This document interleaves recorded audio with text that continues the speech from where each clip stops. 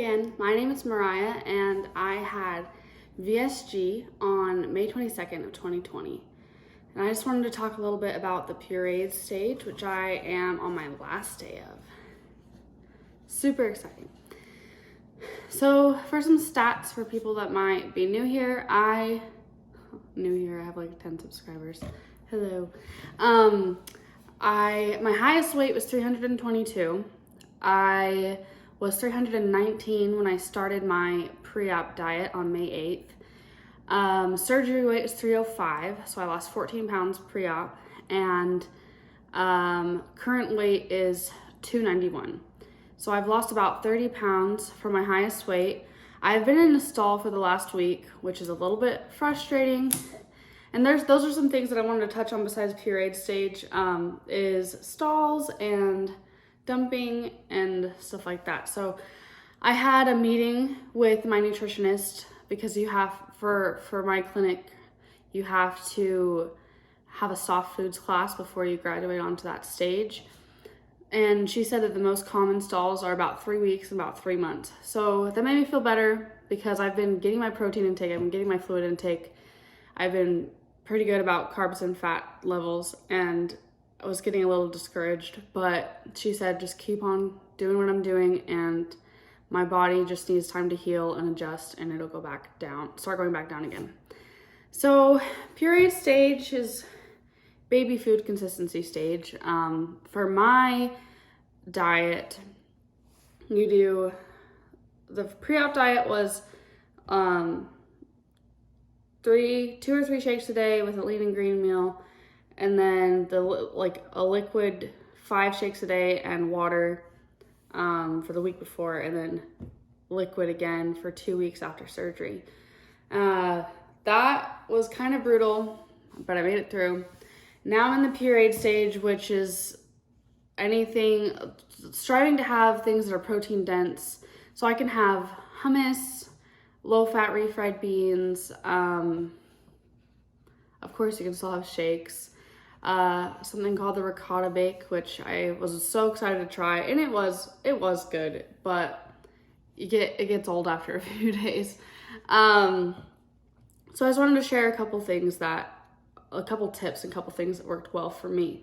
So I found that I did have more sensitivity to sweetness after surgery, which I was told would happen a lot. Before surgery, I really liked Premier protein shakes, but after surgery, they were sickly sweet to me and I couldn't handle it. Made me pretty nauseous. So a couple things that worked for me, these core protein shakes, they just aren't quite as sweet, and it's only 8 ounces instead of 11 ounces, which was kind of nice. And then my nutritionist recommended this light blue, let's see if I hope it's far back enough, Fairlife. It has 13 grams of protein, 6 grams of carbs, and 0 grams of fat. So I would use that to dilute the Premier protein shakes and to make them a little less sweet, which was nice. But talking about the Puréed stage, a ricotta bake was pretty nice. How I made mine was I pureed chicken breast from a can and mixed that with fat-free ricotta cheese. So I like to use this food scale and go by grams because I feel like that is the most accurate, and then you also don't have to get measuring cups dirty. You can just tear it out, so with the container already on it, then add how much chicken, then tear it out again, add how much ricotta. So it's really nice, keeps me from doing a million dishes, and keeps it very accurate for tracking my macros. So I did like a serving of the chicken, a serving of the ricotta, and then I put garlic powder, salt, and pepper in mine, and it was pretty good. Pureed chicken texture is not my favorite, but when you've been on liquids for 3 weeks, it's a godsend. And then this is also my best friend. This is Gene Pro. I put it in this container because I go between my house and my mom's house a lot, and the zip closure thingy was broken on the bag, so I put it in this container. But 1 whole scoop of this is 30 grams of protein. So a lot of times I would do half a scoop if I had small servings, because when I started eating purees, I could really only eat a fourth of a cup at a time, which is normal. That's what they recommend. But what my nutritionist said to make sure I prevent overeating is to set a timer for 20 to 30 minutes, 20 minutes for like more snacky, smaller things, 30 minutes for meals, and take small thumbnail sized bites, chew thoroughly, go slow.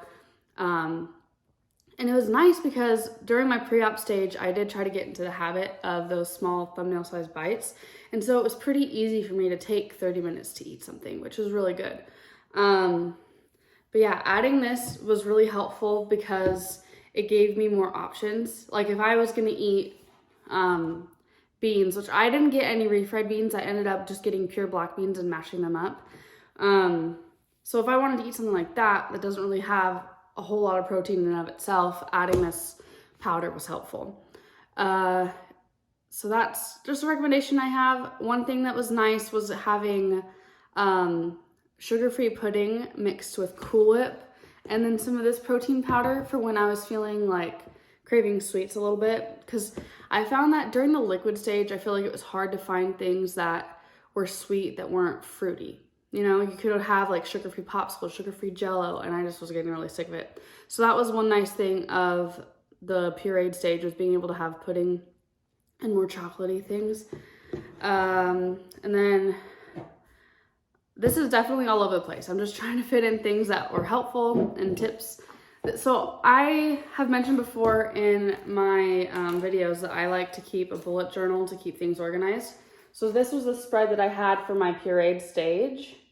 So at the top, I would keep my weight, and then this is my thyroid medication, my omeprazole, which is like acid reflux reducer, and my B vitamin. So making sure I took those every day, tracking my fluids, and then tracking my food. So I'd write what I ate, and then the protein, fat, and carbs for each meal. And then at the bottom, I'd put a summary for the day of protein, carbs, and fat. And then I had like weight up by the vitamins. And my nutritionist, she says to not really worry about tracking your carbs and fat, but just try to keep a rule of thumb of what she recommended was at least 15 grams of protein in a serving, 20 grams or less of total carbs, 10 grams or less of sugars, and 10 grams or less of fat in a serving of whatever you're eating. And so that's the rule of thumb I've pretty much stuck to. There was a time when like a couple days ago when I had hummus and yogurt for breakfast, not at the same time, I had to space it out. And like the carbs for that came to 13, which it's fine, because then carbs later in the day, I had like 5 grams of carbs for another meal. So try to keep it all balanced out, and I try to be mindful. Like when I get the Cool Whip, I get the light Cool Whip, the sugar-free Cool Whip. I'm not a huge fan of like artificial sweeteners, but that's kind of something that I've had to get over, at least during this stage of pre-op. But I am excited to be starting soft foods tomorrow. I'm like seriously so pumped. I was able to have during this pureed stage, I've had some chicken pureed, and I actually did have some Taco Bell ground meat just because it's so fine, and I just took it really slow and my body handled it just fine.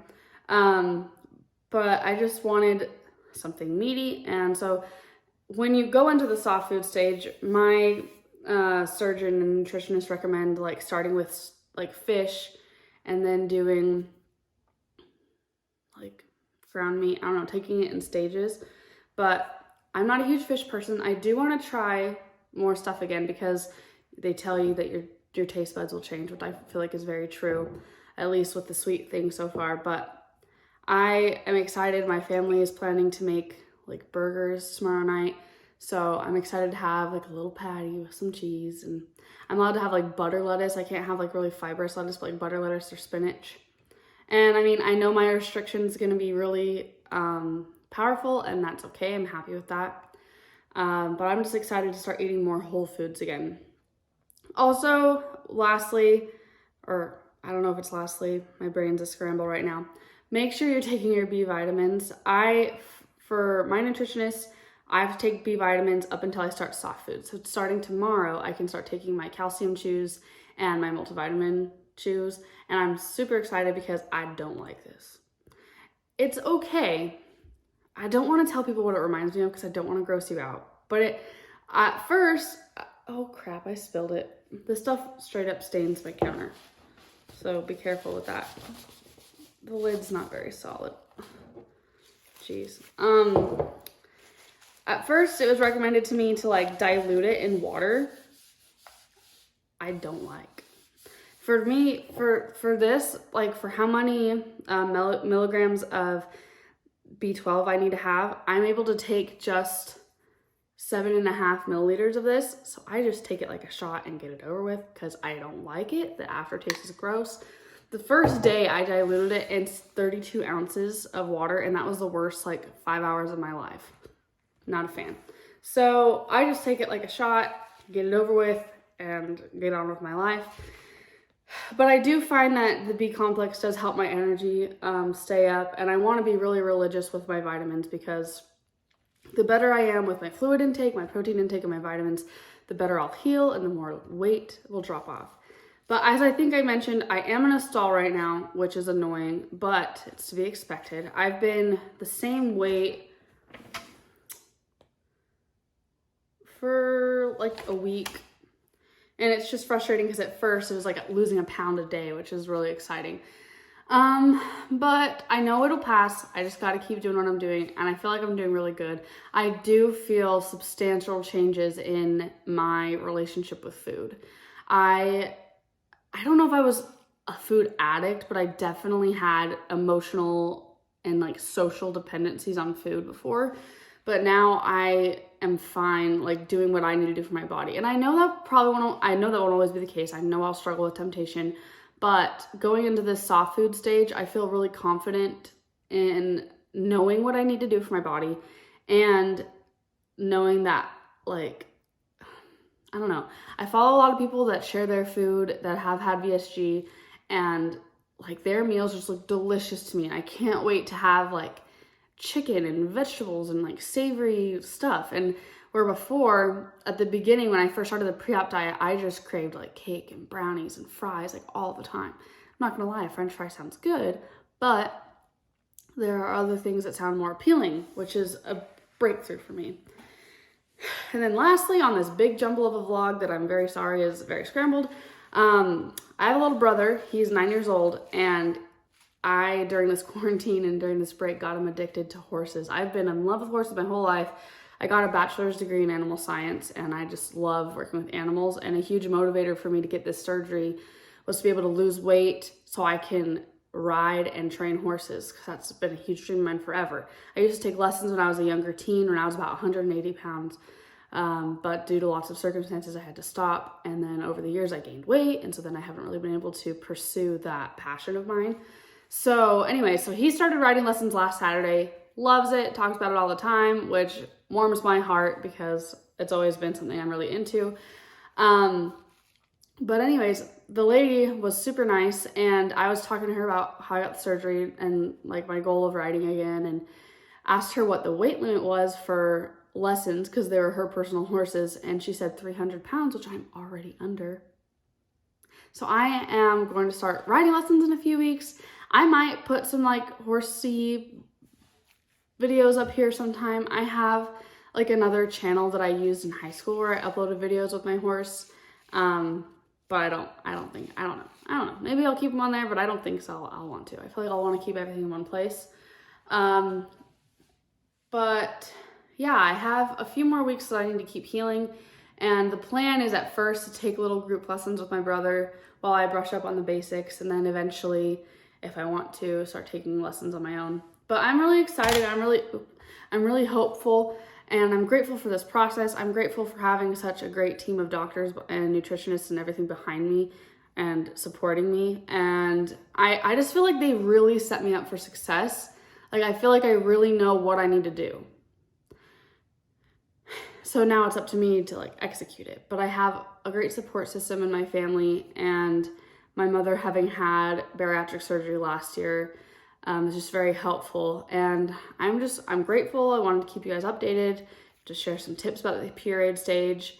It is kind of a giant tease, but it is nice to have more options. Oh, last thing, big thing. I was really struggling near the end of the liquid stage with cravings, like really bad. And I was really concerned, thinking that my surgery maybe wasn't successful or like something, because they tell you like part of the tool is that you don't feel hunger. And that like helps prevent you from overeating. But I was like hardcore craving stuff. And when I would smell like my family's food, it was like torture. But I reached out to a Facebook group I'm part of, which I really recommend. It's called Berrytastic Social, and it's through this app called Berrytastic, which is really great with helping track your weight and your food and your water. I recommend using it.